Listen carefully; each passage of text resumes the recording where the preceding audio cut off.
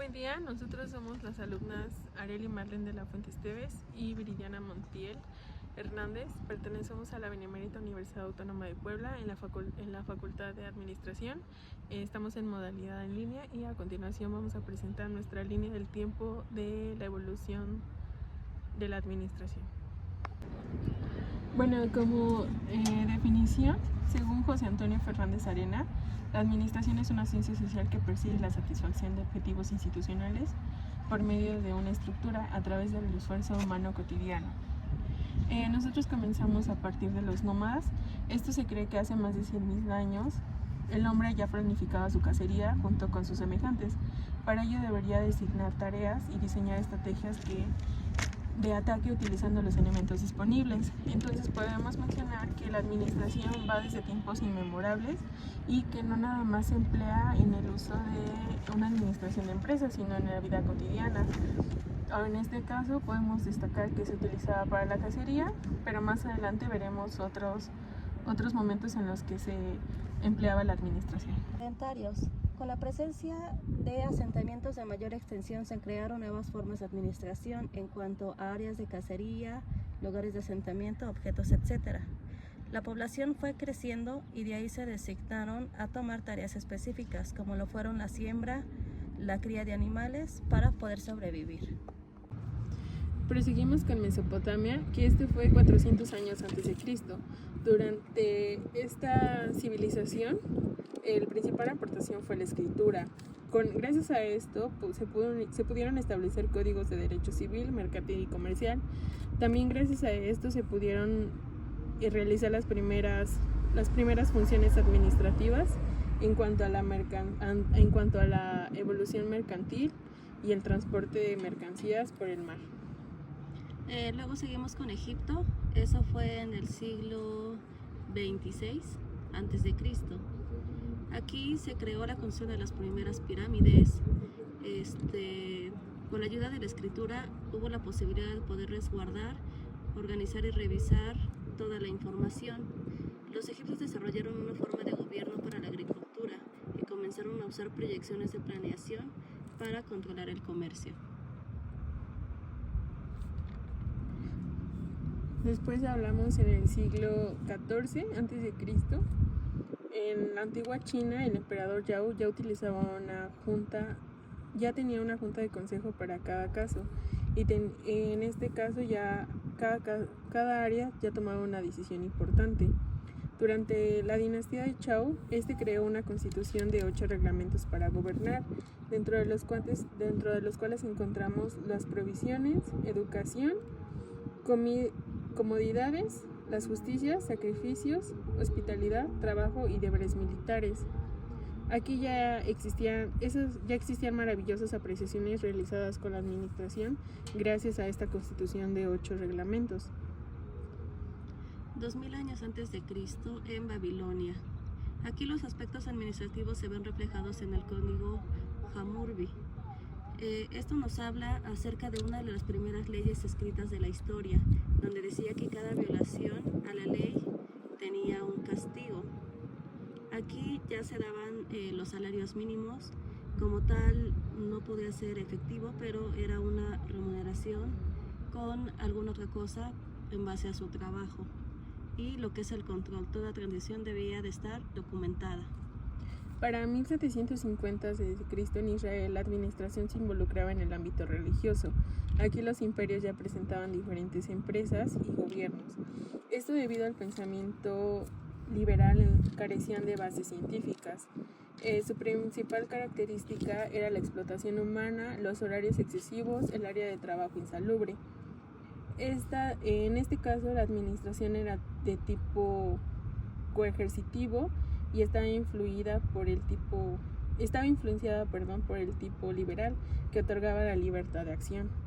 Entonces no había alguien que reprimiera o controlara estas acciones abusivas. 1200 a.C. en Grecia. Otorgó grandes aportaciones a la administración a través de los filósofos de su época.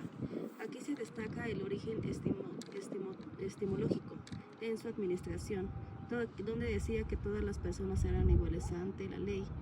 En Grecia se dio una gran deportación gracias a los filósofos, como en este caso lo fue Sócrates, quien separó la experiencia del conocimiento técnico, Platón, que dio origen a la especialización de acuerdo a las aptitudes del ser humano, y Pericles, con la selección de personal, de pauta a principios básicos de la administración, y Aristóteles, que dio los aportes sobre la búsqueda de un estado perfecto. Desde aquí ya nos estamos basando en que ahorita, por ejemplo, en la actualidad, llevamos a cabo este tipo de cosas, desde como lo es en recursos humanos, que pues se da en base a sus aptitudes. En China, en el siglo IV, al igualmente antes de Cristo, Sun Tzu establece principios de estrategia y comportamiento gerencial. Para esto se aplicó una guía de tareas y deberes, que hoy denominamos la definición de funciones. Confucio tejió también un puente entre la espiritualidad propia de la religión y la administración de los negocios y la sociedad de la vida cotidiana. Confucio decía que para lograr las metas el gobierno debía tener una relación justa y bondadosa y sincera con la sociedad. Sus enseñanzas fueron la virtud para las normas de conducta, valores humanos y la ética. Para el siglo III a.C., en Roma, el ejército romano es el modelo de las milicias de los siglos siguientes. Este modelo influyó en otros tipos de organizaciones. Aquí principalmente la administración influía sobre el armamento militar y sobre la planificación de estrategias para atacar a los gobiernos contrarios. Roma en los años 200 a los 400 a.C. Esta civilización fue importante para la administración moderna, ya que en el Imperio Romano se realizaron grandes transformaciones administrativas. Es importante destacar que Roma realizó una clasificación de las empresas en repúblicas, que eran actividades del Estado, semipúblicas, que eran por grupos de personas específicas, las públicas, que eran realizadas por el Estado, y las privadas, que se manejaban por civiles. Para 1494, en Génova, Luca Pacioli divulga el sistema de partidos dobles de sus registros contables en el libro Summa de Aritmética.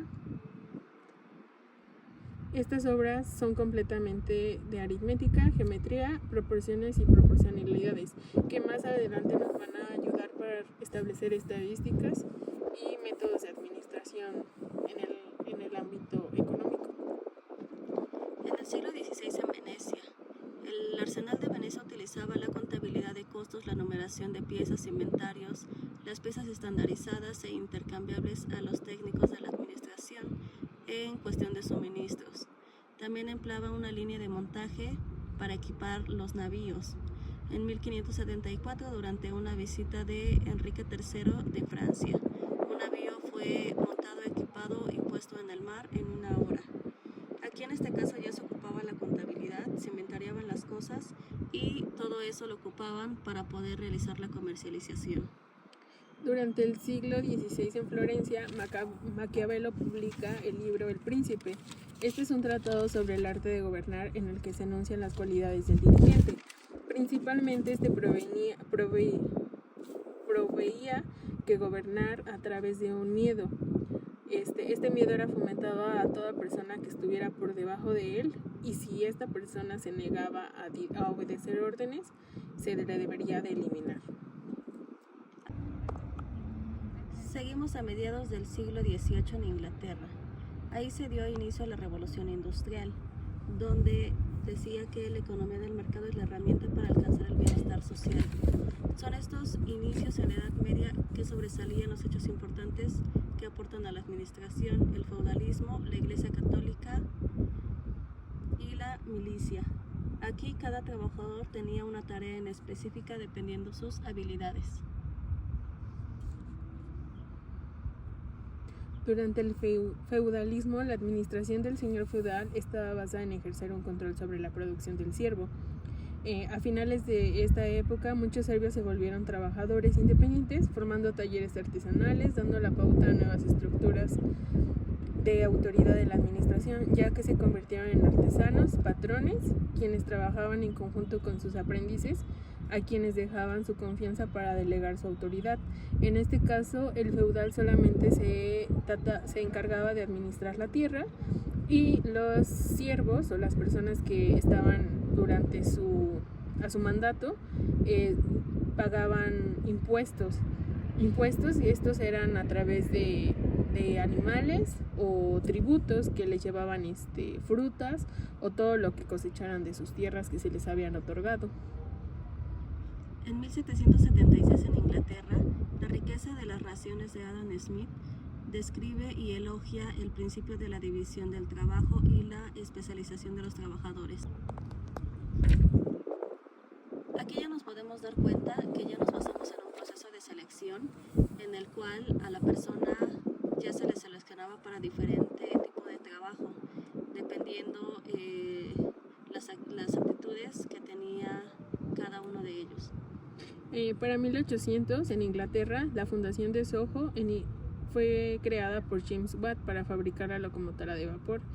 Esta es una de las colecciones de innovaciones administrativas. En esto ya podemos denotar que existen procedimientos estandarizados de trabajo, especificaciones de piezas, herramientas, revisión de ventas, planeación de la producción, salarios, incentivos, tiempos estandarizados y sociedades de socorro mutuo para los empleados. Aquí ya utilizamos otras herramientas como la contabilidad y la auditoría.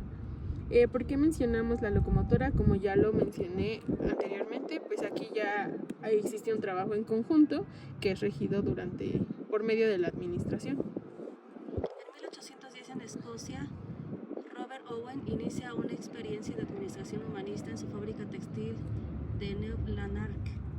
Aquí ya se tomaba en cuenta a los trabajadores, a diferencia de Israel, donde trabajaban horas excesivas de trabajo y trabajaban en lugares insalubres. Para inicios del siglo XIX, en Inglaterra se fundaron los primeros sindicatos de trabajadores. Estos primeros sindicatos lo que trataban era de proteger de que los trabajadores no corrieran riesgos innecesarios, eliminar las condiciones insalubres y que se trabajaran las menos horas posibles. En 1832 en Inglaterra, Charles Babbage publica La economía de máquina y manufacturas. Aquí adelanta algunos de los principios de enfoque científico en el estudio y práctica de la administración. Aquí Charles Babbage activó el método científico conocido como el fundador de la investigación de locomotoras. Para 1881 en Estados Unidos, Joseph Wharton funda la primera facultad de administración. Cabe resaltar que la carrera de administración como profesión se originó en Madrid en 1933, el cual su objetivo principal era que las nuevas empresas necesitaban nuevas formas de organización y prácticas de administración. Para inicios del siglo XX en Estados Unidos, Hugo Münsterberg establece la psicología aplicada a la administración. Esta consistía en determinar las aptitudes para cada trabajo. Conforme las actitudes de un hombre se le denotaba una función. Las condiciones que garantizaban un mejor resultado, o sea que estuvieran establecidos en un lugar donde se sintieran cómodos, y mientras hubiera un mejor rendimiento, pues había una mejor paga. En 1910, en Estados Unidos, Henry Ford implantó la jornada de trabajo de 8 horas y duplicó el salario a $5 por día.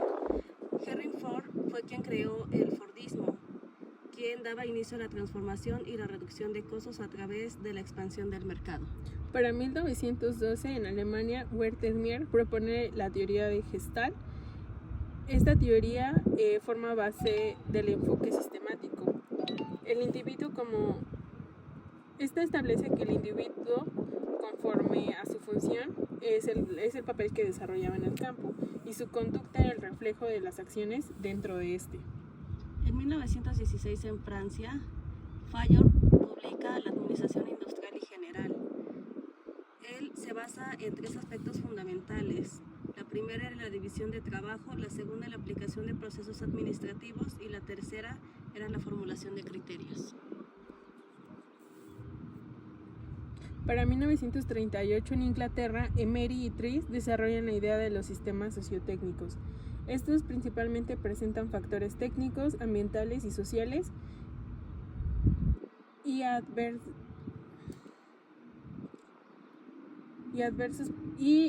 problemas o eventos adversos prevenibles para los trabajadores. En 1950, Estados Unidos propone la idea del Departamento de Control de Calidad.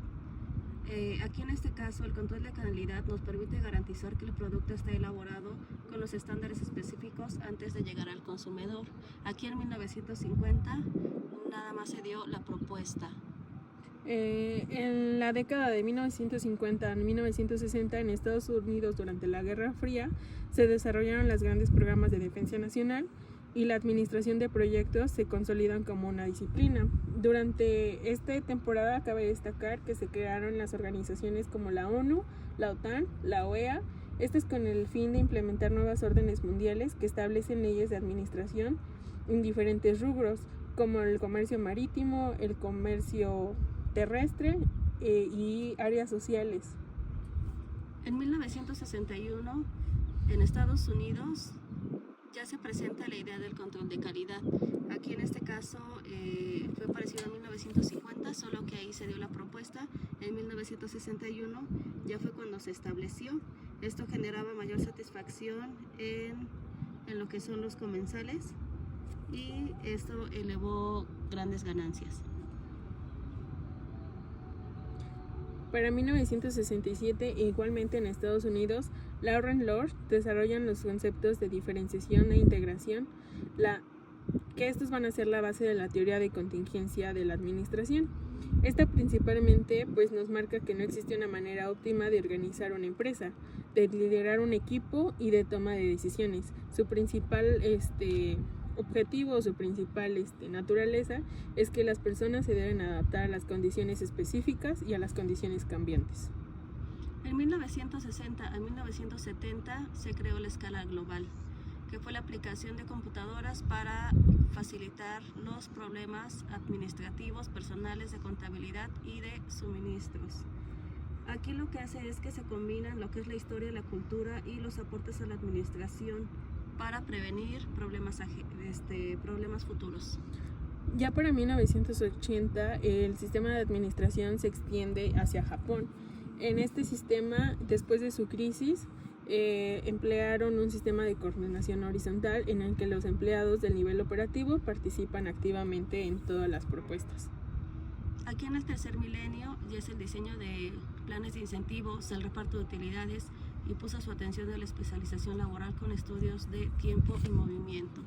Aquí ya tenemos una historia más establecida, ya nos basamos en varias áreas de la administración, desde que empieza como la psicología, empieza lo que es contabilidad, el área de derecho, y todo eso es lo que conforma la administración como la conocemos en la actualidad. Como conclusión podemos denotar que la administración va más allá de poder organizar ciertas cosas.